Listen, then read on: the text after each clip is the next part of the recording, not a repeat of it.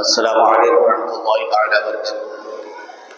بسم اللہ الرحمن الرحیم. الحمد للہ وکفی وسلام علی عباده الذین اصطفى والصلاة والسلام على من لم يكن هذا الورى وعلى آله الطيبين وأصحابه الطاهرين وعلى أولياء الهدى.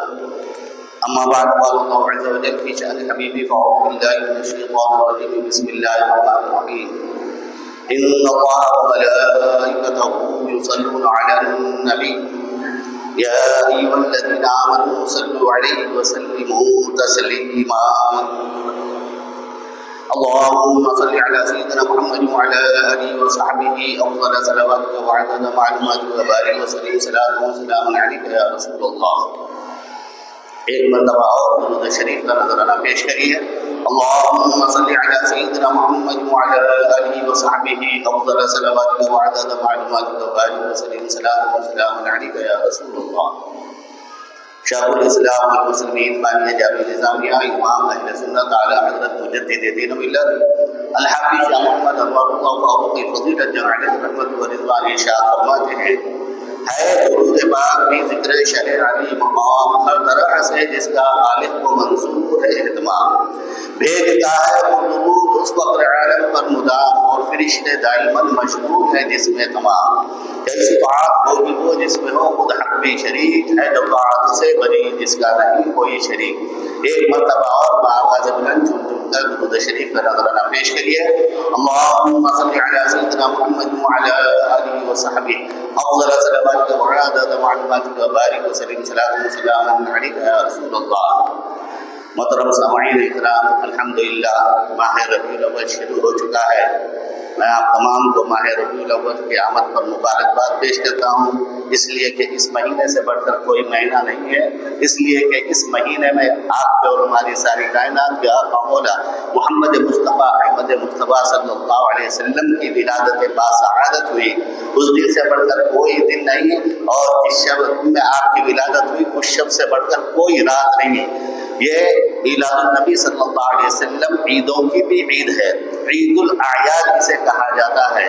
اور محترم سامعین اکرام، یہ میلاد النبی کی جو رات ہے، حضور صلی اللہ علیہ وسلم کی پیدائش کی جو رات ہے، وہ تمام راتوں سے افضل ہے. یہاں تک کہ شب معراج، شب برات، شب قدر، تمام راتوں سے شب میلاد النبی صلی اللہ علیہ وسلم افضل و اعلیٰ ہے، کیونکہ حضور صلی اللہ علیہ وسلم کا تعلق ایمان سے ہے، اور دوسری جو عیدیں ہیں اور دوسری جو راتیں ہیں وہ عمل سے ہے.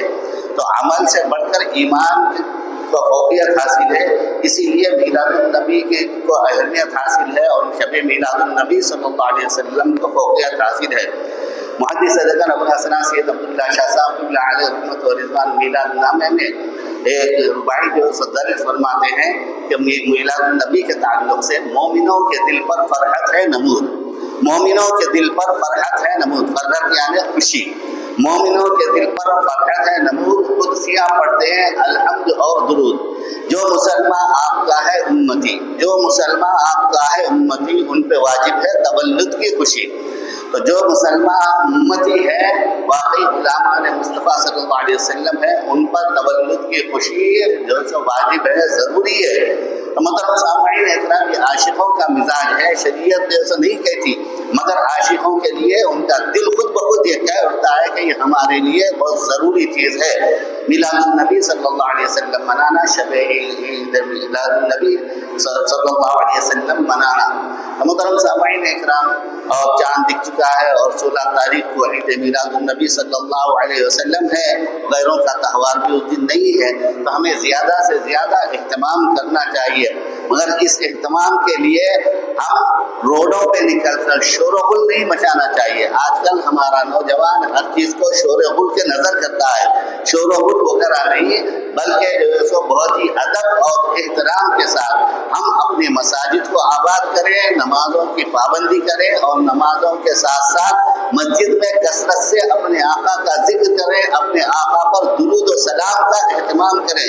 درود شریف کثرت سے پڑھیں۔ یاد رکھیے کہ درود شریف ایک ایسی جو شے ہے کہ جس کے پڑھنے سے ہمیں سکون حاصل ہوتا ہے، جس کے پڑھنے سے ہمارے دل کو تقویت حاصل ہوتی ہے، روح کو تقویت حاصل ہوتی ہے۔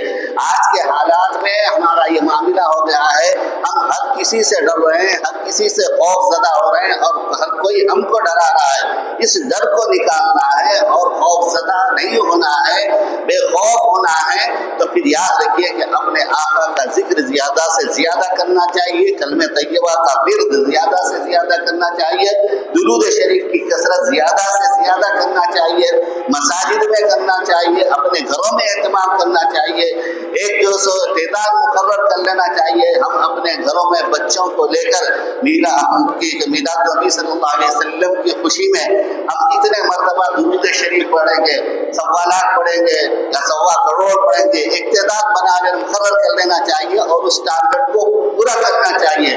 پھر دیکھیے کہ آپ جب یہ اہتمام کرتے ہیں تو کس طریقے سے آپ پہ ایک قوت حاصل ہوتی ہے، روحانی قوت حاصل ہوتی ہے، جسمانی قوت حاصل ہوتی ہے، اور جب ہم ہر کسی سے جو ڈرنا شروع کریں ہیں، بلکہ اس کی وجہ سے ہم میں ایک قوت اور طاقت حاصل ہوتی ہے، اور اللہ تعالی ہمارا رعب، ہمارا خوف دوسروں پہ طاری فرماتا ہے۔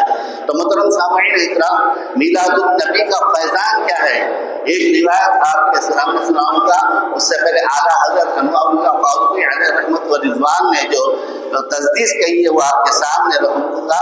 بو لہب جس کے ضمن سورہ تبت یدا، بو لہب جس کے ضمن سورہ تبت یدا ہو کے شادا انتی حرۃ اذهبی، اس نے کہا ساتھ کہنے کے اس کا ہاتھ کچھ بھی ہل گیا، عین آتش میں آپ جاری ہے اس کے ہاتھ سے جس کے پینے سے وہ تسکی اور پیاس کے صدمے دسے۔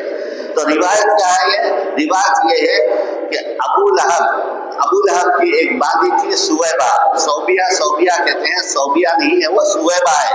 ہم اپنے گھر میں کسی بچی کا نام رکھ رہے ہیں تو صوبیہ نہیں رکھنا چاہیے بلکہ سویبہ۔ یہ ابو لہب کی ایک باندھی تھی اور حضور صلی اللہ علیہ وسلم کو بہت چاہتی تھی، تو سویبہ نام ہے۔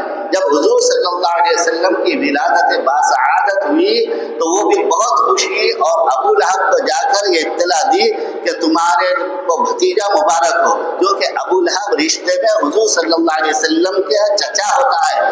تو اس نے یہ مبارکباد دی کہ تمہارے کو جو سو بھتیجا ہوا ہے، تو وہ واقعی بہت خوش ہوا اور بہت خوش ہو کر خوشی میں فرحت کا اظہار کرتے ہوئے اس باندھی سے کہا انتی حرۃ اذهبی، ایسا انگلی کا اشارہ بھی کیا۔ ہم جیسے بات کرتے ہیں تو کچھ نہ کوئی اشارہ ہوتا ہے، تو اس نے جب اپنی باندھی کو آزاد کیا تو ہاتھ ایسا ہلا کر انگلی کا اشارہ کیا انتی حرۃ اذهبی۔ اب یہ واقعہ ہو گیا ختم۔ اس کے بعد حضور صلی اللہ علیہ وسلم 40 سال کے ہونے کے بعد اعلان نبوت فرمایا، تو پھر جن کو توفیق ملی وہ اسلام قبول کر لیے، اور جن کو توفیق نہیں ملی جو ازلی بد نصیب تھے، ان میں ایک ابو لہب بھی تھا۔ اسلام کی اور حضور صلی اللہ علیہ وسلم کی شخصی کے ساتھ مخالف کرنے والے اور توہین کرنے والوں میں ابو لہب کا نام شامل ہے، اور ابو لہب اتنا آگے رہتا تھا کہ اللہ تعالیٰ نے خود اس کی مذمت میں ایک سورت نازل فرمائی، تبت یدا ابی لہب وتب ما اغنی عنہ مالہ وما کسب سیصلی نارا ذات لہب وامرأتہ حمالۃ الحطب فی جیدہا حبل من مسد۔ اس کی مذمت میں یہ سورہ جو ہے ابو لہب نازل ہوئی۔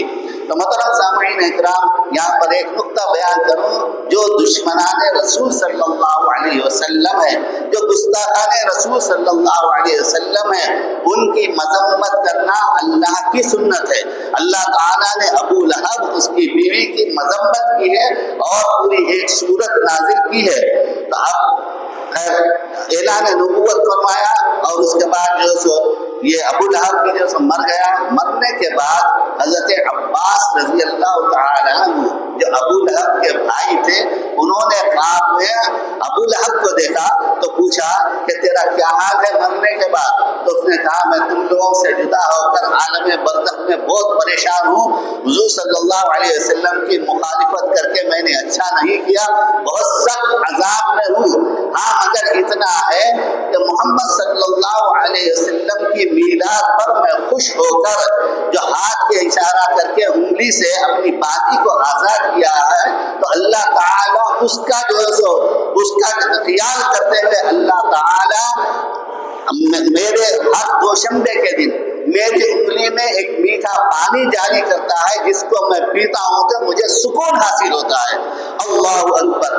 جہنم یہاں پر سکون کا کوئی ماحول نہیں ہے، مگر سرکار کی عظمت کے خاطر اللہ تعالیٰ ابو لہب جیسے دشمن کو، اور وہ بھی سرکار کے صدقے وطفیل میں، انگلی میں پانی جاری کرتا ہے، اور یہ سال میں ایک مرتبہ یا ایسا کبھی کبھار نہیں بلکہ ہر دوشنبے کے دن اسے سکون حاصل ہوتا ہے۔ تو اب اس کے بعد علماء اکرام فرماتے ہیں کہ جب ابو لہب جیسا دشمن ایک مرتبہ، وہ بھی نبی کی عظمت کا خیال نہیں کیا، محمد الرسول اللہ کی عظمت کا خیال نہیں، بلکہ محمد بن عبداللہ کا خیال کرتے ہوئے، بھتیجا ہونے کا خیال کرتے، صرف رشتے کا خیال کرتے ہوئے اس نے جب عظمت کا اظہار کیا تو اللہ تعالیٰ نے جو ہے سو اسے اس طریقے سے سیراب فرمایا ہے۔ تو جو غلامان رسول صلی اللہ علیہ وسلم ہے، جو کلمہ پڑھتے ہیں لا الہ الا اللہ محمد الرسول اللہ، اور اپنے ماں باپ، اپنے آل اولاد، اپنی جان سے زیادہ بھی حضور صلی اللہ علیہ وسلم سے محبت رکھتے ہیں، اور وہ اگر عید میلاد النبی صلی اللہ علیہ وسلم منائے تو اللہ تعالیٰ کن کن انعامات سے سرفراز نہیں فرمائے گا۔ تو علماء اکرام اس سے یہ نتیجہ نکالتے ہیں، اور واقعی ہے بھی ایسی بات، جب دشمن کو اللہ تعالیٰ اتنا صلہ دے رہا ہے تو ہم غلاموں کو اپنے آقا کی عظمت کا جب ہم جشن مناتے ہیں اور اہتمام کرتے ہیں تو کیا کیا صلہ دینے ہیں۔ تو یاد رکھیے کہ اس میں جو سو ہم سستی کا مظاہرہ نہیں کرنا چاہیے، بلکہ بھرپور عقیدت کا اظہار کرتے ہوئے البتہ شریعت کو مضبوط رکھنا ضروری ہے۔ یاد رکھیے کہ شریعت کو مضبوط رکھتے ہوئے ہمارا اہتمام ہونا چاہیے، اور کسی شر پسند کو شر پھیلانے کا موقع نہیں دینا چاہیے۔ پرامن طریقے سے ہمارا یہ کام ہونا چاہیے، اور اس کے ساتھ ساتھ یاد رکھیے کہ میلاد النبی صلی اللہ علیہ وسلم اس پر ہم جو کچھ بھی خرچ کرتے ہیں ہمارا حلال مال ہونا چاہیے، حرام مال نہیں، حرام مال سے جو سو نہیں۔ آج بعض لوگ کیا کہتے ہیں، ان کا لوٹے ان کا لوٹے، سود پہ کاروبار کرتے ہیں، ان کی زمین لوٹ لیے، ان کا پیسہ غبن کر دیے، ان کو فراڈ، ان کے ساتھ فراڈ وہ کر کے اس کے بعد اس پیسے سے میلاد النبی یا دوسرے کارے خیر حج کو جاتے ہیں، میلاد النبی پر خرچ کرتے ہیں۔ تو یاد رکھیے کہ یہ تو اور توہین ہے، اس لیے کہ اگر آپ کو ہم کو پانی کی ضرورت پڑی، ہم کسی سے پانی طلب کرتے ہیں، یا آپ کسی کو شربت پلانا چاہتے ہیں، تو بتلائیے کہ وہ شربت اچھا ہونا چاہیے یا خراب ہونا چاہیے۔ آپ سب یہی کہیں گے کہ اچھا ہونا چاہیے، اگر خراب دیا جائے گا تو وہ منہ پر پھینک دیا جائے گا کہ کم وقت یہ تو میرے جو احترام کر رہا ہے یا مجھے ذلیل کر رہا ہے۔ تو جب ہمارا یہ معاملہ ہے تو عقائد جہاں صلی اللہ علیہ وسلم ان کی میلاد کا ہے، تو یاد رکھیے کہ تھوڑا ہی صحیح مگر مال حرام سے نہیں بلکہ مال حلال سے ہمیں اس کا اہتمام کرنا چاہیے۔ باقاعدہ میں دعا ہے کہ پروردگار ہم تمام کو صراط مستقیم مسلک حق اہل سنت و جماعت پر قائم و دائم رکھے۔ یا خدا جسم میں جب تک کہ ہماری جان رہے تجھ پہ سب پہ تیرے محبوب پہ قربان رہے، کچھ رہے یا نہ رہے، پر یہ دعا ہے کہ امیر ندا کو سلامت ہمارا ایمان رہے۔ وصلی اللہ تعالی علی خیر خلقہ ونور عرشہ سیدنا محمد وعلی آلہ وصحبہ اجمعین برحمتک یا ارحم الراحمین والحمد للہ رب العالمین۔